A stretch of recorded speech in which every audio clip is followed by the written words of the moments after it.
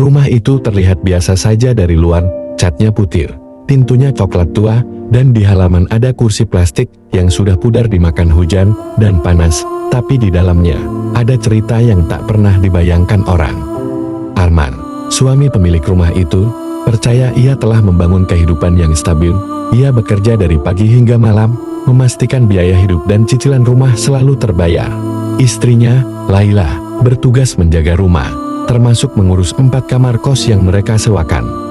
Awalnya semua berjalan normal, para penghuni kos datang dan pergi, membayar tepat waktu, dan hidup masing-masing tanpa banyak interaksi.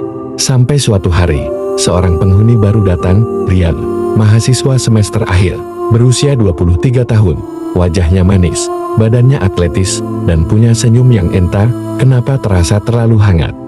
Laila ingat betul hari pertama Rian menenteng koper, tersenyum sopan sambil berkata, "Ibu pemilik kos, ya? Saya Rian." Sejak itu, Rian jadi penghuni paling rapi, paling rajin menyapa, dan sering menawarkan bantuan kecil, membawakan belanjaan, memperbaiki lampu, atau mengangkat galon. Laila, yang sudah lama merasa kesepian, karena suaminya jarang di rumah, mulai menikmati perhatian itu. Mereka sering mengobrol di teras saat sore, awalnya soal hal-hal sepele, cuaca, harga cabai, atau tugas kuliah Rian. Tapi lama-lama, obrolan itu mulai masuk ke wilayah pribadi, perasaan Laila, pernikahannya, dan kesepian yang ia rasakan. Rian mendengarkan dengan tatapan yang tak pernah Laila dapatkan dari Arman, tatapan penuh minat, seolah setiap kata Laila adalah cerita berharga. Suatu malam, listrik mati di seluruh kompleks. Rian mengetuk pintu ruang tengah dengan senter di tangan. "Ibu sendirian?" tanyanya. Laila mengangguk. Entah bagaimana, kehadiran Rian di tengah kegelapan membuat hatinya berdetak lebih cepat. Malam itu, mereka duduk di ruang tamu, sambil menunggu listrik kembali. Percakapan mengalir, lalu tiba-tiba diam, lalu tatapan bertemu. Rian memegang tangan Laila, sekejap, dunia terasa hening bu. Suara Rian nyaris berbisik, tapi cukup untuk membuat Laila merasakan sesuatu yang tak seharusnya. Sejak malam itu, batas-batas mulai kabur. Laila mulai mencari alasan untuk berada di dekat Rian. Pagi-pagi, ia mengetuk pintu Rian dengan alasan menawarkan sarapan.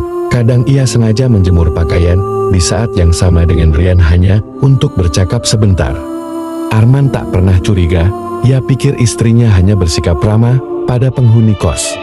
Hari-hari berjalan seperti permainan rahasia, ada tatapan singkat yang cukup untuk membuat mereka mengerti. Ada senyum yang menyimpan pesan tersembunyi. Suatu sore hujan turun deras, Rian pulang basah kuyup, kaosnya menempel di tubuh. Laila spontan memanggilnya masuk dan memberinya handuk. "Awas masuk angin," katanya sambil menatap mata Rian lebih lama dari yang seharusnya. Rian tertawa pelan, lalu berkata, "Kalau sama ibu, saya nggak apa-apa." Kata-kata itu membuat hati Laila berguncang.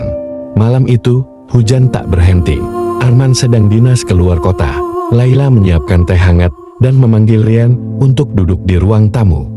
Awalnya mereka hanya menonton televisi, tapi semakin lama jarak di antara mereka semakin mengecil.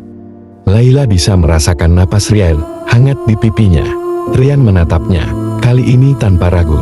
Bibir mereka bertemu, pelan, seolah takut merusak sesuatu yang rapuh.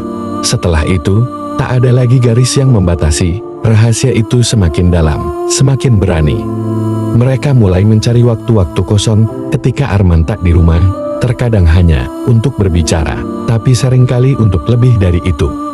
Laila tahu yang mereka lakukan salah, tapi setiap kali Rian tersenyum atau menyentuh tangannya, rasa bersalah itu kalah oleh rasa ingin yang tak terbendung.